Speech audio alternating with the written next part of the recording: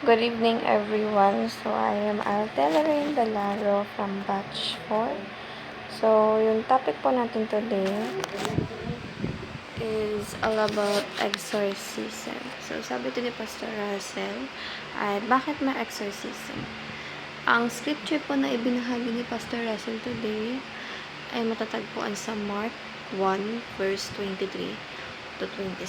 So, basahin po muna natin yung concept ng exorcism. So, exorcism is the act of driving out an evil spirit through a spoken command, often done in the name of an authority of Jesus Christ.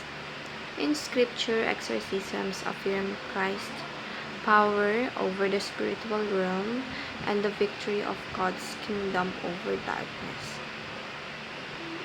Unlike magical rituals or superstition, biblical exorcism is rooted in truth, prayer, and divine authority. So, yung way po kasi, ang exorcism po kasi, isa po siyang, kunyari po may demonic act na nangyayari. Ang ginagawang basihan upang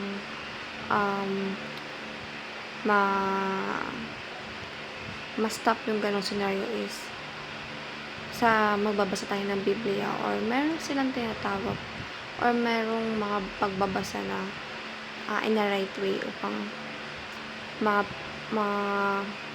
ma-avoid yung ganong scenario. So,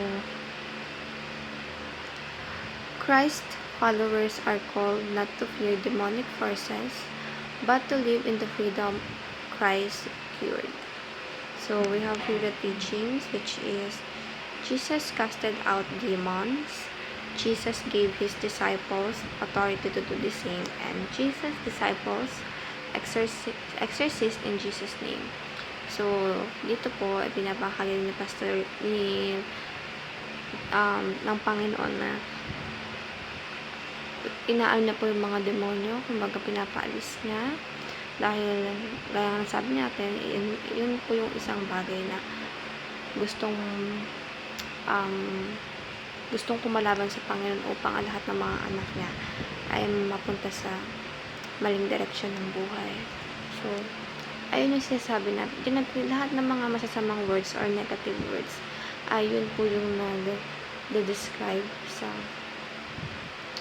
demonic features or act or any way na lalabas siya into negative side na nagre-resulta ng pagkakaroon natin ng lamat ng relasyon natin sa Panginoon. So, we have here the applications, which is the repel the enemy through prayer and fasting. So, upang ma-avoid natin yung mga demon natin, we must also repent and pray, and also we have to go through in fasting. So, ano nga ba yung fasting? Yun po yung pagkakaroon ng control sa sarili at hindi pagkain ng ilang oras or even a day. Recognize that Christ has already won the battle and rejoice that you are belong to Christ. So, maging masaya po tayo na ang ating mga spirito, ang ating katawang tao ay galing sa Panginoon at siya din ang tutubos natin. So, yung mga bagay po dapat na ginagawa in life ay dapat i-align din natin sa mga bagay na gusto ng Panginoon para sa buhay natin. So, ayun lamang po, and have a blessed Tuesday night ahead. Thank you, everyone.